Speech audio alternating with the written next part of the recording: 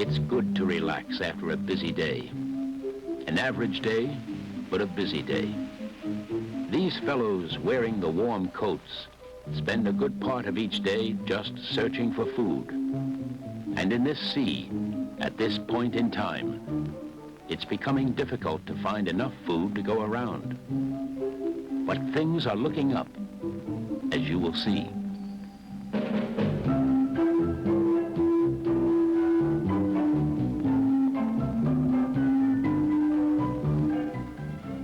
Amchitka Island, the fourth large island from the far end of the craggy Aleutian chain, about 1,400 miles southwest of Anchorage, Alaska.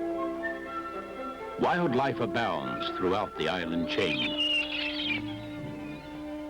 But most unique of all inhabitants in the frigid waters around these cheerless, fog-bound islands, the sea otter, an aquatic mammal, ungainly and almost helpless ashore. In the sea, he has grace and style. Bristling silver whiskers make him seem serious and wise.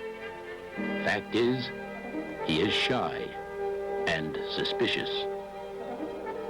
He has a troubled memory of man, who for centuries had been a fearsome enemy. Time was when sea otters, numerous as flocks of birds, swam and fished the coastal waters of America from the outer tip of the Aleutians on down into Mexico. But that was long ago. Perhaps the world's most luxurious fur, fine, dense, and very valuable. Almost 2 centuries of hunters had roamed the seas, decimating sea otter colonies. And by the turn of the 20th century, these pleasant, playful creatures were on the verge of extinction. Other fur-bearing animals along these wind-worn shores suffered much the same plight. But before great natural resources could be lost forever, conservation had begun. In 1911, the International Fur Seal Treaty was signed. The sea otter and other animals were now protected by law. In 1913, the Aleutian chain was made a national wildlife refuge. The few remaining sea otter colonies began to grow again, but the process was painfully slow.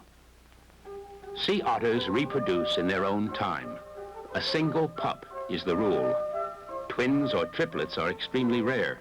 Gestation lasts a year, and for another year, the pup is helpless. It lives an easygoing life, mostly clinging to its mother's chest.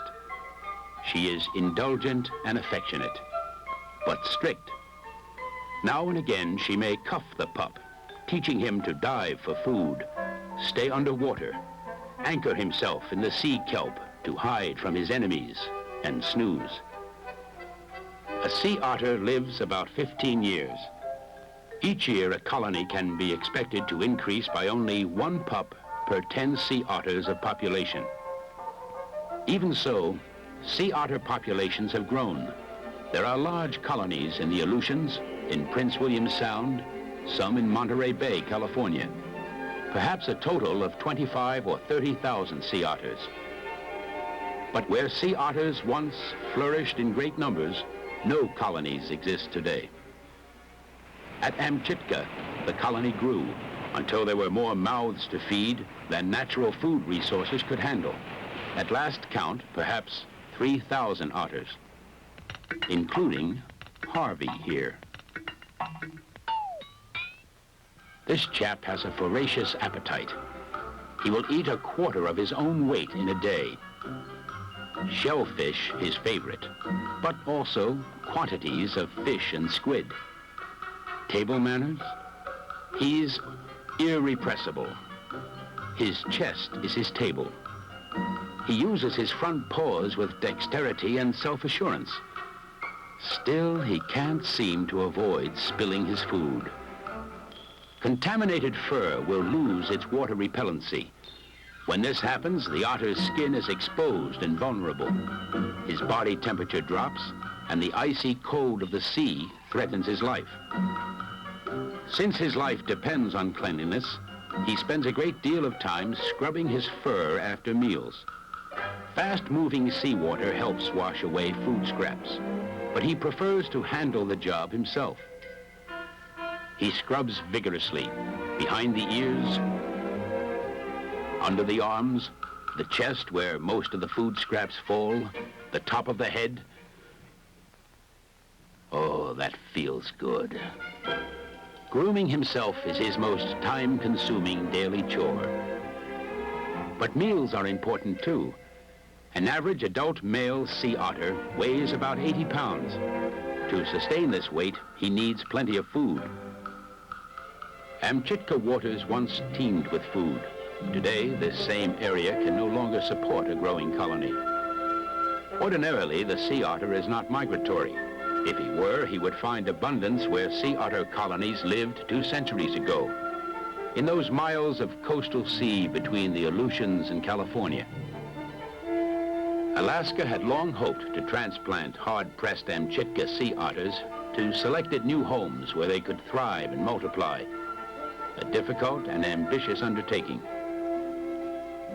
Amchitka, in 1968, was a busy island. The United States Atomic Energy Commission was engaged in a program to develop the island as a remote supplementary site for underground nuclear tests.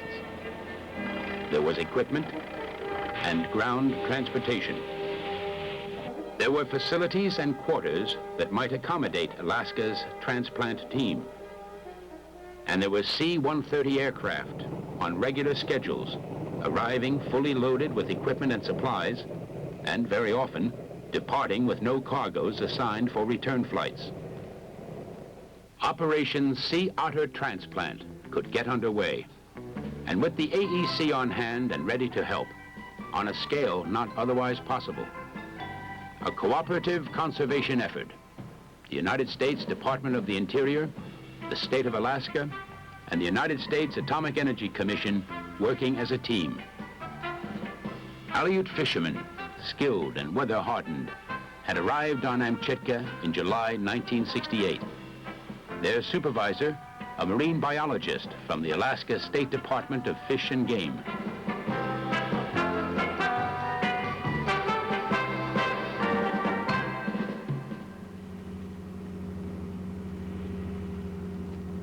Crews head for the sweeping beds of kelp offshore, where the sea otters hide. It's a rolling, restless sea. The air is damp and brittle cold. But these men are hardy descendants of Aleuts, who hunted these same waters many years ago. On the sea, away from shore, they are not alone. Here and there, a dark, whiskered head. Sea kelp is protection for the otter. Here he can hide from men. He can anchor himself against rough seas or sudden squalls and dine on clams, sea urchins, and fish. The nylon nets are strung out around the kelp beds.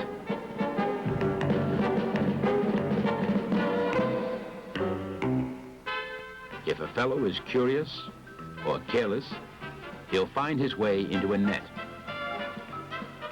Morning after morning, the boats are out and the nets are spread. The crews carefully collect about 50 otters each week. They will be brought ashore, fed and cared for until they can be flown to their new homes. Easy now.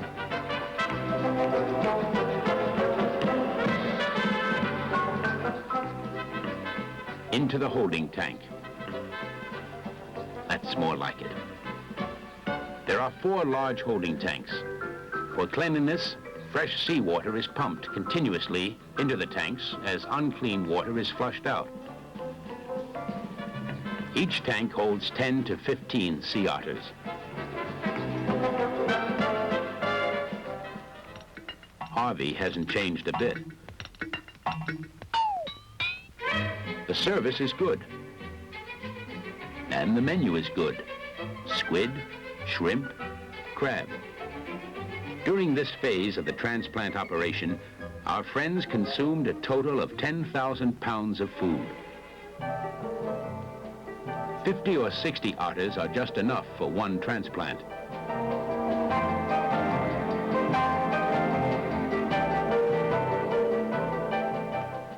are made ready for the trip. Easy does it.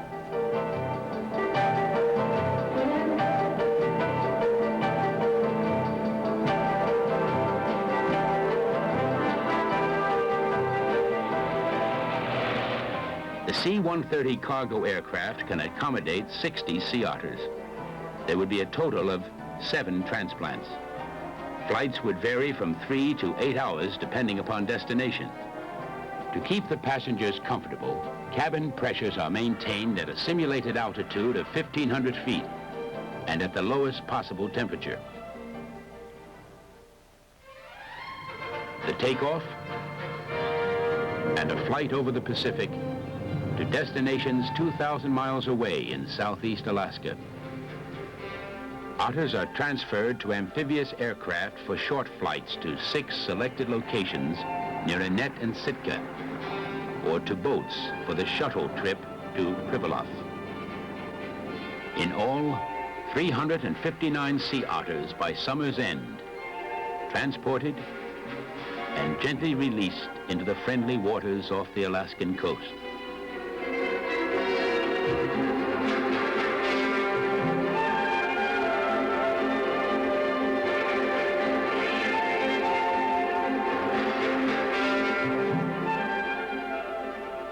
After the brief humiliation of captivity, they are pleased with their new freedom.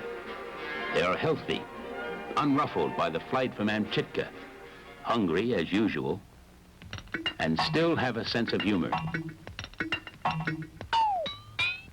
This story has a happy ending. Otters have lived in these seas before.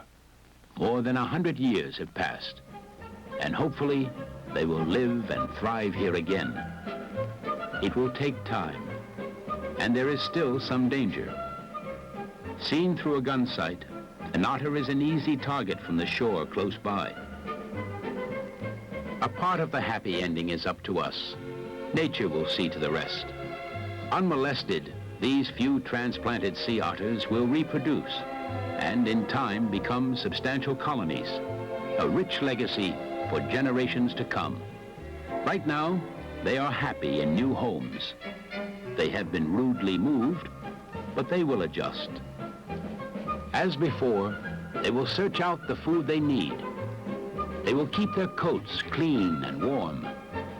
They will play and amuse each other, even as you and I. Right, Harvey?